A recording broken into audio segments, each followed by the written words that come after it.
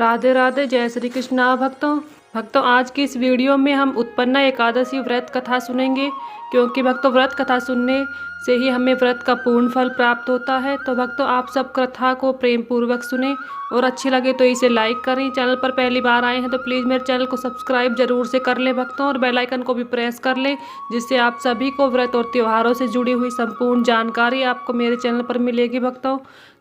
तो भक्तों हिंदू धर्म में मार्गशीर्ष महीने की कृष्ण पक्ष की एकादशी तिथि का खास महत्व है। इस दिन को उत्पन्ना एकादशी कहा जाता है। एकादशी के दिन विधि विधान से भगवान विष्णु की पूजा अर्चना की जाती है। एकादशी तिथि भगवान विष्णु को समर्पित होती है भक्तों। हिंदू पंचांग के अनुसार हर माह में 2 बार एकादशी तिथि पड़ती है, एक कृष्ण पक्ष में और एक शुक्ल पक्ष में। साल में कुल 24 एकादशी पड़ती है। एकादशी व्रत में व्रत कथा पढ़ने और सुनने का बहुत अधिक महत्व बताया गया है। व्रत कथा सुनने से मनुष्य की सभी मनोकामनाएं पूर्ण हो जाती हैं। तो आइए भक्तों उत्पन्ना एकादशी व्रत कथा को बड़े ही प्रेम पूर्वक सुनेंगे भक्तों। तो कथा को शुरू करने से पहले अगर आपने अभी तक हमारे चैनल को सब्सक्राइब नहीं किया है तो प्लीज़ चैनल को सब्सक्राइब कर ले भक्तों, और बेल आइकन को भी प्रेस कर ले। उत्पन्ना एकादशी व्रत कथा कुछ इस प्रकार से है भक्तों। सतयुग में मुर नाम का दैत्य उत्पन्न हुआ। वह बड़ा बलवान और भयानक था। उस प्रचंड दैत्य ने इंद्र, आदित्य, वसु, वायु, अग्नि आदि सभी देवताओं को पराजित करके भगा दिया था। जब इंद्र सहित सभी देवताओं ने भयभीत होकर भगवान शिव से सारा वृतांत कहा और बोले, हे कैलाशपति, मुर दैत्य से भयभीत होकर सब देवता मृत्यु लोक में फिर रह रहे हैं।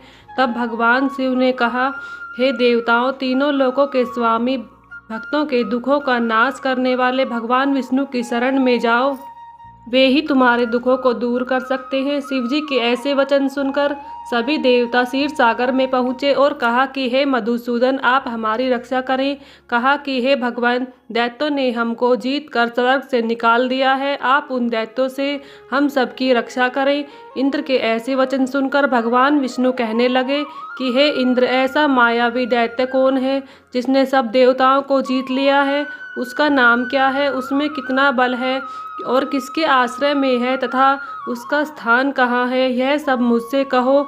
यह सुनकर इंद्र बोले, भगवान, प्राचीन समय में एक नाड़ीजंग नामक राक्षस था। उसके महापराक्रमी और लोक विख्यात मूर नाम का एक पुत्र हुआ।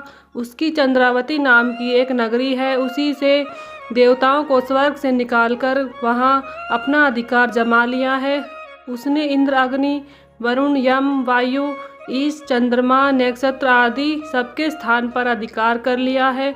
सूर्य बनकर स्वयं की प्रकाश करता है, स्वयं ही मेघ बन बैठा है और सबसे अजय है। हे असुर निकंदन, उस दुष्ट को मारकर देवताओं को अजय बनाइए।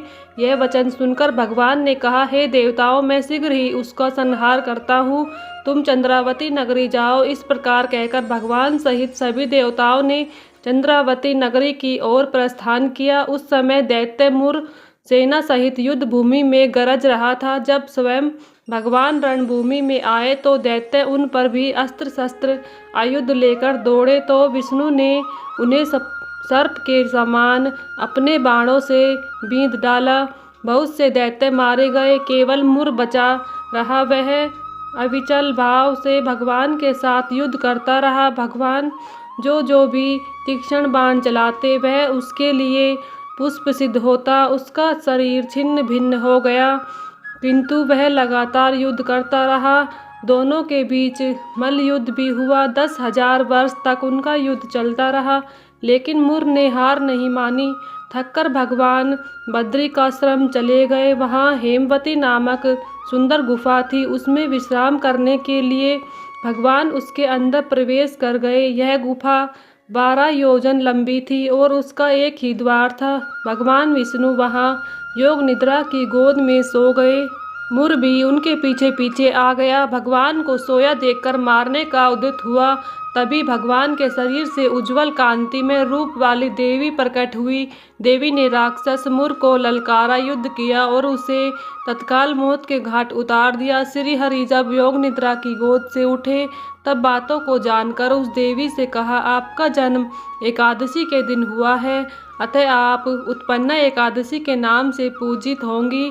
आपके भक्त वही होंगे जो मेरे भक्त होंगे। तो भक्तों उसी दिन से उत्पन्ना एकादशी का जन्म हुआ। इसीलिए उत्पन्ना एकादशी का व्रत करने से मनुष्य के सभी पाप नष्ट हो जाते हैं और अंत में वह मोक्ष की प्राप्ति करता है। तो भक्तों ये थी उत्पन्ना एकादशी व्रत की संपूर्ण कथा जो मैंने आप सभी को सुनाई है। अगर आपको यह कथा अच्छी लगी है तो प्लीज़ वीडियो को लाइक करें और चैनल पर पहली बार आए हैं तो प्लीज़ मेरे चैनल को सब्सक्राइब जरूर से कर लें भक्तों, और बेल आइकन को भी प्रेस कर लें, जिससे आप सभी को व्रत और त्योहारों से जुड़ी हुई सभी जानकारी मिलेगी भक्तों।